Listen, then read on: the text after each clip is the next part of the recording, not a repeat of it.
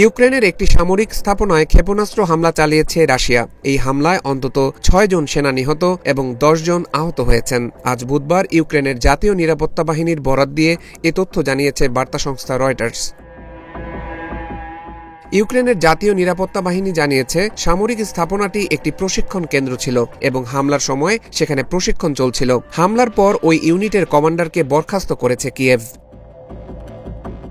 এদিকে রাশিয়ার প্রতিরক্ষা মন্ত্রণালয়ও হামলার বিষয়টি নিশ্চিত করেছে। তারা বলেছে, রাশিয়ার সীমান্তের কাছে উত্তর পূর্ব ইউক্রেনের সুমি অঞ্চলে প্রশিক্ষণ শিবিরে ক্ষেপণাস্ত্র হামলা চালিয়েছে তারা। মস্কোর দাবি, ২০ জন প্রশিক্ষক সহ ৭০ জন ইউক্রেনীয় সেনা নিহত হয়েছে এই হামলায়। রাশিয়া একটি ফুটেজও প্রকাশ করেছে। ফুটেজে বনাঞ্চলের একটি প্রশিক্ষণ শিবিরে আঘাত হানার দৃশ্য দেখা যাচ্ছে। আকাশ থেকে তোলা ফুটেজে দেখা গেছে একটি বিস্ফোরণের ফলে বিশাল এলাকায় আগুন লেগে যায় এবং ঘন কালো ধোঁয়ার কুণ্ডলী বাতাসে উঠছে।